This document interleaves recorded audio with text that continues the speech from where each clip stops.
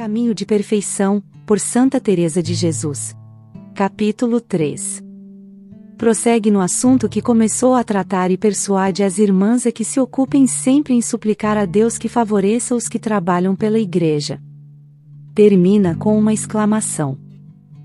Voltando ao fim principal para que o Senhor nos juntou nesta casa, e pelo que muito desejo sejamos alguma coisa para contentarmos a Sua Majestade, digo que, vendo tão grandes males, que forças humanas não bastam para talhar o fogo destes hereges, embora se tenha pretendido reunir gente, por remédio, se possível, à força de armas, a tão grande mal e não vá tão por diante, pareceu-me necessário fazer, como quando os inimigos, em tempo de guerra, invadem e percorrem toda a terra. Vendo-se perseguido o senhor dela, acolhe-se a uma cidade bem fortificada, dali acontece muitas vezes dar-nos contrários, e serem tais os que estão na cidade como gente escolhida poderem eles a sós mais do que poderiam com muitos soldados se estes fossem cobardes, e desta maneira, ganha-se muitas vezes a vitória, pelo menos, ainda que não se ganhe, não são vencidos, porque, como não há traidores, a não ser pela fome, não lhes podem ganhar. Aqui, esta fome, que baixa é que se rendam, não a pode haver, a morrer sim, mas não a ficar vencidos. 2. Mas, para que disse eu isto? Para que entendais, minhas irmãs, que o que temos de pedir a Deus é que deste castelinho onde temos já bons cristãos, não nos fuja nenhum para os adversários, e os capitães deste castelo ou cidade, que são os pregadores e teólogos, sejam muito avantajados no caminho do Senhor. E, como os mais de entre eles estão nas religiões, que vão muito adiante na sua própria perfeição e vocação, pois é muito necessário, porque, como já tenho dito, agora nos há de valer o braço eclesiástico, e não o secular. E, pois nem para um nem para outro valemos nada para ajudar ao nosso Rei, procuremos ser tais que valham as nossas orações para ajudar estes servos de Deus que, com tanto trabalho, se têm fortalecido com letras e vida boa, e esforçam para agora ajudar o Senhor. 3. Poderá ser que digais: para que recomendo eu tanto isto e digo que temos de ajudar os que são melhores que nós? Eu vou-lo direi, porque creio não entendeis ainda bem o muito que deveis ao Senhor por vos ter trazido aonde tão afastadas estáis de negócios, ocasiões e tratos, é grandíssima esta mercê. Não o estão os que eu digo, nem. É bom que estejam e, nestes tempos, menos do que em outros, porque têm de ser eles os que encorajem a gente fraca e deem ânimo aos pequenos. Bons ficariam os soldados sem capitães. Tem de viver entre os homens e tratar com eles e estar nos palácios e até a fazer-se algumas vezes com eles exteriormente. Pensais, filhas minhas, que é preciso pouco para tratar com o mundo e viver no mundo e tratar negócios do mundo, e a fazer-se, como já disse, a conversação do mundo, e ser interiormente estranhos ao mundo e inimigos do mundo e estar como quem está em desterro, e, enfim, não serem homens senão anjos? Porque a não ser assim, nem merecem o nome de capitães, nem permita o Senhor que saiam de suas celas, pois farão mais dano do que proveito. Não é agora tempo de ver imperfeições nos que hão de ensinar. 4. E, se no interior não estão fortalecidos em entender o muito que exige ter tudo debaixo dos pés e estar desapegados das coisas que se acabam e atidos às eternas, por mais que o queiram encobrir, disso darão sinal. Pois, com quem tratam eles senão com os do mundo? Não tenham medo que lhes perdoem, nem que deixem de notar alguma imperfeição. Coisas boas, muitas hão de lhes passar por alto, e até, porventura, não as terão por tais, mas, má ou imperfeita, não tenhais medo. Agora eu me espanto de quem é que lhes ensina a perfeição, não para guardar, que disso parece-lhes não ter nenhuma obrigação, muito fazem, a seu parecer, se guardam razoavelmente os mandamentos, mas para tudo condenar e até, por vezes, parecer-lhes arregá-lo que é virtude. Assim, não penseis que é preciso pouco favor de Deus para esta grande batalha em que se metem, mas grandíssimo. 5. Para estas duas coisas vos peço que procureis ser tais, que mereçamos alcançá-las de Deus. A primeira, que haja muitos, dos muito letrados e dos religiosos que tenham as qualidades precisas para isto, como tenho dito, e aos que não estão muito dispostos, livres de negócios, os dispõe o Senhor, que mais fará um perfeito do que muitos que o não são. A outra, que, depois de metidos nesta peleja a qual, como digo, não é pequena, o Senhor os tenha de sua mão para que se possam livrar de tantos perigos como há no mundo e tapar os ouvidos ao canto das sereias neste perigoso mar.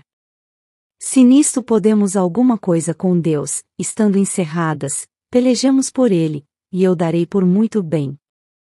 Empregados os trabalhos que passei para fazer este recanto, onde também pretendi que se guardasse esta regra de Nossa Senhora e Imperadora com a perfeição com que se começou.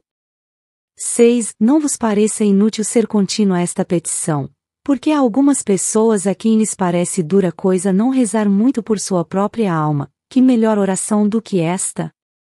Se tendes pena porque não se vos desconta a pena do purgatório, também se vos há de descontar com esta oração, e o mais que faltar, que falte. Que se me dá a mim em que eu esteja até ao dia do juízo no purgatório, se com a minha oração se salvasse uma só alma? Quanto mais o proveito de muitas e a honra do Senhor. De penas que se acabam não façais caso, quando interferir um maior serviço a prestar a quem tantas passou por nós. Informai-vos sempre do que é mais perfeito. Assim peço-vos, por amor do Senhor, pedi a sua majestade que nos ouça nisto.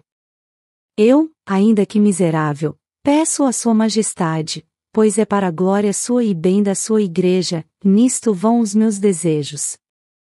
7. Parece atrevimento pensar que eu hei de ser parte para alcançar isto. Eu confio, Senhor meu, nestas vossas servas que aqui estão, e sei que não querem outra coisa nem a pretendem, mas só contentar-vos. Por vós deixaram o pouco que tinham e quereriam ter mais para com isso vos servir. Pois, Criador meu, vós não sois desagradecido para que eu pense que deixareis de fazer o que vos suplicam. Nem aborrecestes, Senhor, as mulheres, quando andáveis no mundo, antes as favorecestes sempre com muita piedade. Quando vos pedirmos honras, não nos ouçais, ou rendas ou dinheiro ou coisa que saiba mundo, mas, para a honra de vosso Filho, porque não haveis de ouvir, Pai eterno, a quem perderia 1000 honras e 1000 vidas por vós. Não por nós, Senhor, que não o merecemos, mas pelo sangue de vosso Filho e pelos seus merecimentos. 8. Ó Pai eterno! Olhai que não são para esquecer tantos açoites e injúrias e tão gravíssimos tormentos. Como, pois, Criador meu, podem sofrer umas entranhas tão amorosas como as vossas, que é aquilo que fez vosso Filho com tão ardente amor e para mais vos contentar, pois lhe mandaste que nos amasse, seja tido em tão pouco como hoje em dia têm esses hereges o Santíssimo Sacramento, que lhe tiram as suas moradas, destruindo as igrejas? Se alguma coisa lhe ficasse por fazer para vos contentar. Mas tudo fez com perfeição. Não bastava, Pai eterno, que não tivesse onde reclinar a cabeça enquanto viveu e sempre em tantos trabalhos, senão que agora, essas moradas que tem para convidar seus amigos, por nos ver fracos e saber que é preciso que os que hão de trabalhar se sustentem com tal manjar, lhes tirem? Não tinha ele já pago suficientemente pelo pecado de Adão? Sempre que tornamos a pecar, há de pagá-lo este amantíssimo Cordeiro? Não o permitais, Imperador meu. Aplaque-se já vossa majestade. Não olheis aos nossos pecados, mas sim a que nos redimiu o vosso sacratíssimo Filho, e aos seus merecimentos e aos da sua gloriosa Mãe e de tantos santos e mártires que morreram por vós. 9. Ai de mim, Senhor, e quem se atreveu a fazer esta petição em nome de todas? Que má intercessora, filhas minhas, para serdes ouvidas e para que fizesse por vós a petição. Mas se há de indignar este soberano juiz ao ver-me tão atrevida, e com razão e justiça. Mas vede, Senhor, já que sois Deus de misericórdia, tende a desta pecadorazita, pequeno verme que assim se atreve diante de vós. Vede, Deus meu, os meus desejos e as lágrimas com que isto vos suplico e ouvidai as minhas obras, Por quem sois e tende lástima de tantas almas que se perdem e favorecei a vossa igreja. Não permitais já, Senhor, mais danos na cristandade. Dai luz a estas trevas. 10 Eu vos peço, minhas irmãs, por amor do Senhor, que encomendeis a sua majestade esta pobrezita e lhe supliqueis-lhe de humildade, como coisa de que tendes obrigação. Não vos recomendo particularmente os reis e prelados da igreja, em especial o nosso bispo, vejo-as de agora tão cuidadosas disto, que me parece não ser assim preciso mais. Vejam, as que vierem, que, tendo uniprelado santo, selam as súbditas e, como coisa tão importante, ponde isto sempre diante do Senhor. Quando as vossas orações e desejos e disciplinas e jejuns não se empregarem nisto que digo, pensai que não fazeis nem cumpris o fim para que vos juntou aqui o Senhor.